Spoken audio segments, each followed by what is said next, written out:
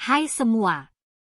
Mari kita lanjutkan lagi perjalanan kisah Letnan Imam yang berjudul Dia Bukan Milikku di bab ke-13, menjalin hubungan dengan Utami. Sebelum menyimak, tolong tekan tombol subscribe dan loncengnya juga ya, agar tak ketinggalan video baru lainnya. Selamat menyimak. Bapak dan Ibu masih di rumah sakit untuk menemaniku. Selama seminggu pasca operasi, aku belum diperbolehkan jalan. Hari ini waktunya untuk membuka jahitan di kaki kiri.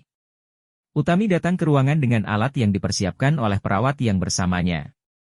Dengan cekatan Utami melakukannya, aku memperhatikan raut wajahnya, cantik sempurna. Utami telah selesai mengobati luka kakiku, tapi aku masih saja memperhatikan wajahnya hingga dia risih.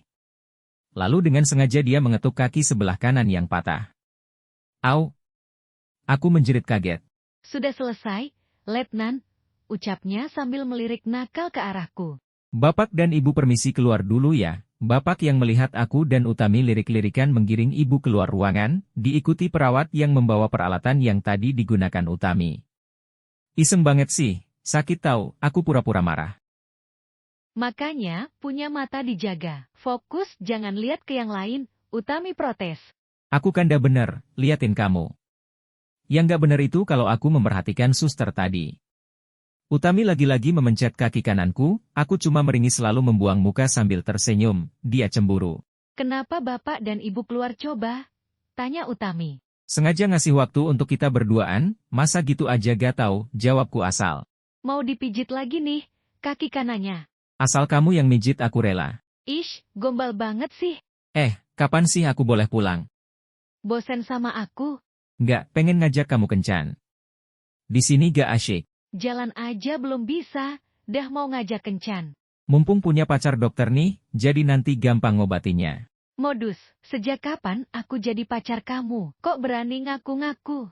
Perang melawan musuh aja aku berani kok, masa mengakui kamu jadi pacar aku aja gak berani. Itu sih bukan prajurit namanya. Jadi aku disamakan dengan perang melawan musuh gitu. Gak juga sih, ya udah kalau kamu belum siap. Yang pasti aku siap nunggu kamu sampai siap. Gak bosen apa ngegombalin aku terus? Gak tuh, kamu memang pantas digombalin, kekehku sambil mencolek hidungnya yang memerah. Aku mau keluar dulu, kasihan Bapak sama Ibu kelamaan nunggu di luar. Dilihat dulu di koridor ada bapak sama ibu gak? Kalau gak ada nanti kamu temenin aku lagi di sini ya. Emangnya pasien aku cuma kamu aja, kamu sendirian di sini juga gak apa-apa kan? Utami menjauh ke arah pintu. Selamat bertugas, Bu Dokter. Utami hendak menutup pintu, lalu membuka pintu lagi, aku bukan ibu-ibu. Hah? Iya Mbak Dokter cantik, aku melambaikan tangan padanya yang cemberut tapi memerah wajahnya. Kamu serius sama dokter itu Mam? Tanya Bapak. Dengan tegas aku menjawab, Insya Allah iya, Pak. Bapak tidak mau mengaturmu, kamu sendiri yang menentukan perjalanan hidupmu, tegas Bapak. Iya, Pak. Ibu memasuki ruangan perawatanku dan mengabarkan bahwa dokter ortopedi telah mengizinkan pulang. Kurasa Utami telah mengetahui hal ini, tapi dari pagi dia tak datang ke ruangan ini. Ternyata Utami telah mengurus segala administrasiku. Sampai di ruangan dia siap mengajakku pulang ke mes. Aku dibawakan kursi roda dan tongkat. Segalanya telah disiapkan Utami. Aku gak nyangka banget, segitu detailnya dia mengurusku. Sampai di mes, aku disambut hangat rekan-rekan.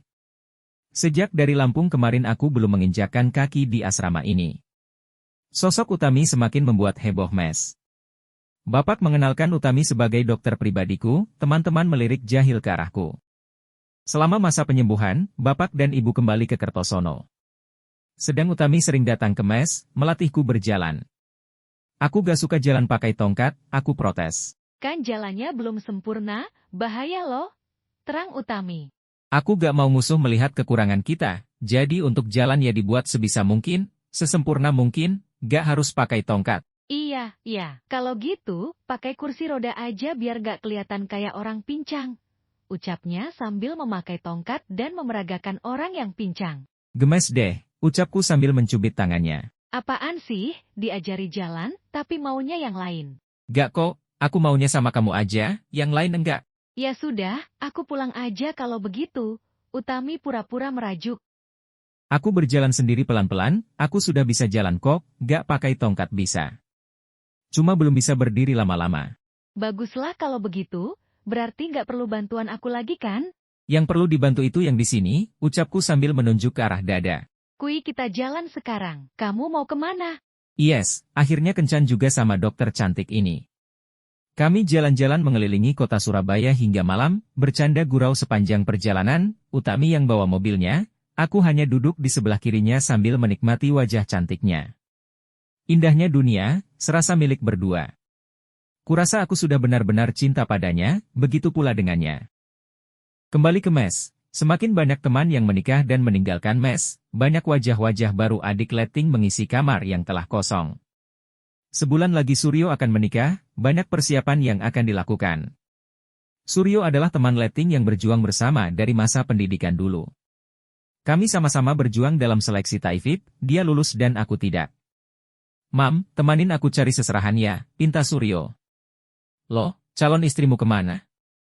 Kenapa gak beli sama dia aja? Kalau kita yang beli nanti dia gak selera, gimana? Jawabku. Justru itu. Kalau yang seserahan dia maunya pilihanku semua, pusing aku. Iya ya, kadang kita gak tahu seleranya perempuan, tapi perempuan itu menuntut kita tahu seleranya. Coba bantu dulu buat daftar yang harus dibeli, belinya di mana yang bagus ya, tanya Suryo. Dulu aku pernah nganter Bu Endan beli tas di Gubeng, tasnya bagus-bagus di sana. Istrinya Kolonel Teguh? Apa Resti? Suryo malah meledek. Mantan calon mertua. Puas? Kenapa gak jalan sama Resti? Apa enaknya jalan sama mak-emak? Namanya juga musibah, mana bisa ditolak? Nasibmu itu, ya sudah. Selain tas apa lagi? Baju, sepatu, perhiasan. Belinya satu tempat apa lain tempat ya? Cari di mall aja ya Sur. Kayaknya semua ada lengkap, jadi gak perlu pindah-pindah toko. Kuilah kita ke Tunjungan. Dulu aku pernah nganter Bu Endan beli tas di Gubeng, tasnya bagus-bagus di sana. Istrinya Kolonel Teguh? Apa Resti? Suryo malah meledek. Mantan calon mertua. Puas? Kenapa gak jalan sama Resti? Apa enaknya jalan sama mak-emak? Namanya juga musibah, mana bisa ditolak? Nasibmu itu, ya sudah. Selain tas apa lagi? Baju, sepatu, perhiasan. Belinya satu tempat apa lain tempat ya? Cari di mall aja ya Sur. Kayaknya semua ada lengkap, jadi gak perlu pindah-pindah toko. Kuilah kita ke Tunjungan. Di Tunjungan Plaza, kami yang tidak pernah berbelanja apalagi untuk keperluan perempuan sudah pasti bingung sendiri. Membeli perhiasan, itu hal pertama yang kami buru. Masuk ke salah satu toko, dengan pelayanan yang baik ternyata mudah juga berbelanja di sini. Pelayannya ramah dan merekomendasikan perhiasan yang cocok untuk mas kawin dan seserahannya, tokonya recommended. Lanjut lagi ke toko sepatu, sampai di sana Suryo bingung ditanya ukuran sepatu yang mau dibeli. Berkali-kali menghubungi calon istrinya tapi gagal, mungkin jam kerja seperti ini, cueknya tidak bisa diganggu. Ketika keluar dari salah satu toko sepatu, mataku beradu pandang dengan sosok gadis berambut pendek, memakai celana jeans, kaos putih dan jaket jeans biru. Wajahnya sangat familiar, tiba-tiba gadis itu melambaikan tangan, tersenyum padaku dan mendekat ke arahku. Bersambung. Ikuti kisah Letnan Imam selanjutnya dengan judul Dia Bukan Milikku. Karya Sitanya Fahmi. Tersedia di aplikasi KBM App.